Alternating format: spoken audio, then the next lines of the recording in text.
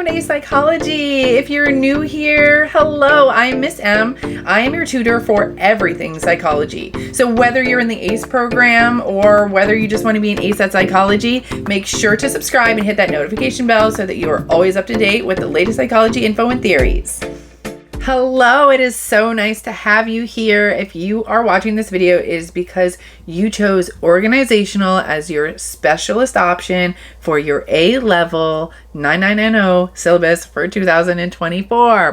What a mouthful. Okay, so you know that you have to choose 2 areas and stick to those 2 areas for paper 3 and paper 4.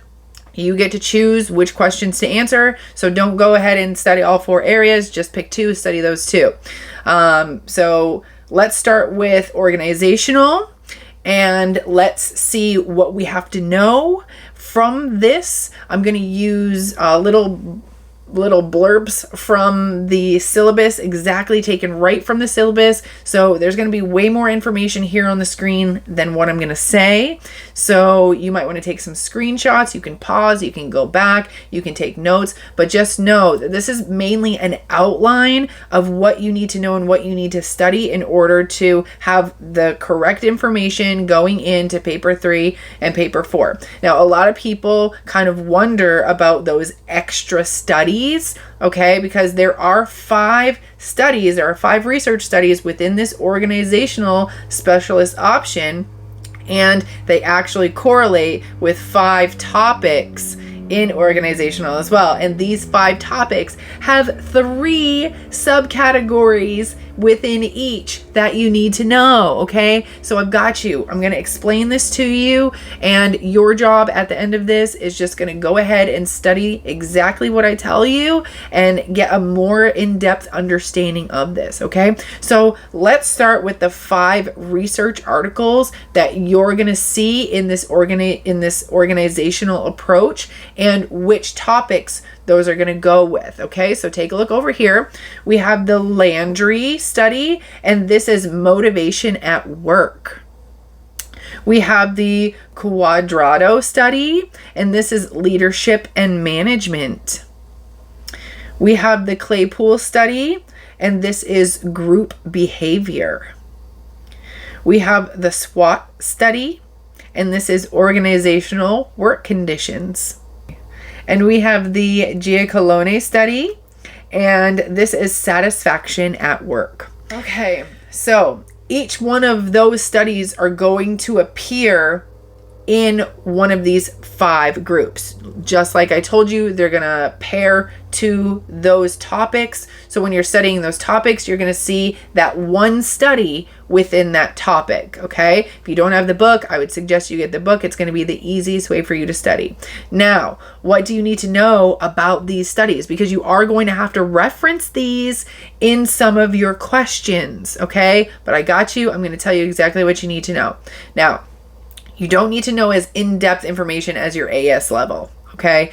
These studies are very short, and this is what you need to know. So let's just take the Landry study. What would you need to know from the Landry study? Okay, you need to know any background or context that has to do with motivation at work. Any theories that already exist about motivation at work. Why are we doing this study in the first place? How is it going to help society? You're going to need to know the aim and the hypothesis of the study. Remember, the aim is what we want to see, what we aim to see within the study, and our hypothesis is basically just a testable aim. Now, you're not going to have to go into super detail about whether this is a one-tailed or two-tailed hypothesis.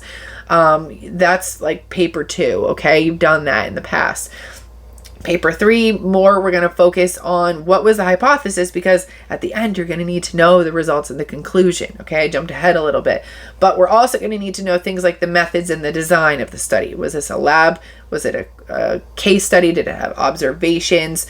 What is our demographics? What's our sample? Who are we using in our sample? Can we generalize this to the public, or is this to a very specific type of person? And what was the procedure? What did our participants kind of go through in the study? Now, if you have a book and you're reading it, and you'll see that it's very short description of this study. Okay, I wouldn't cut too many corners here when you're reading the study, because they did a very good job at giving you exactly what you need to know. So having a generalized idea, and of course, knowing the results of the study. Results are very important. And the findings or conclusions. Now, what's the difference? The findings are basically the statements we can make using our hypothesis based on the facts, which are our results. Okay, these numbers. What do these numbers mean?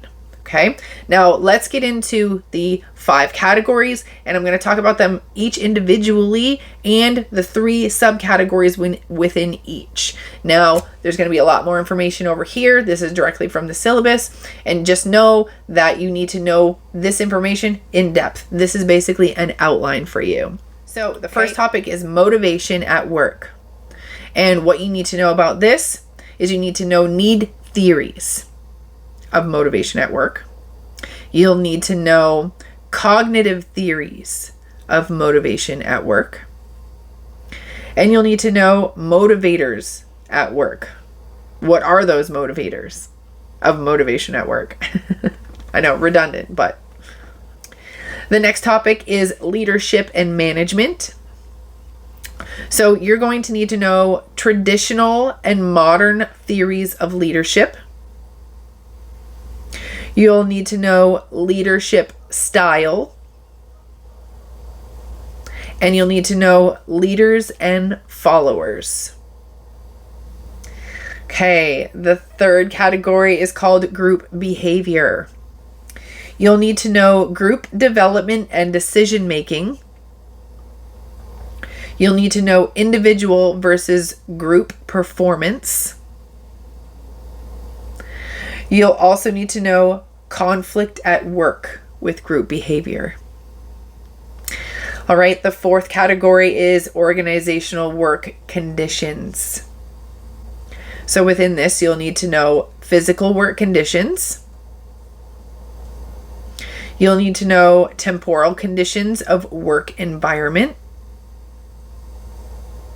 And you'll need to know health and safety of the working conditions. All right, and the last topic that you'll need to know is satisfaction at work. So the first subtopic is theories of job satisfaction. You'll need to know measuring job satisfaction. How is it measured? What are ways of measuring it? And you'll need to know attitudes at work about job satisfaction. Okay, so within each of these categories, like I said before, you will have one study that you'll be able to reference. And different parts of these subcategories will hit it, but you'll also find definitions. You'll find other statistics from other studies that are just statements. Okay, so don't just limit yourself to just studying the study. Okay, because I do believe there's way more information in the book that will get you the exact information that you need.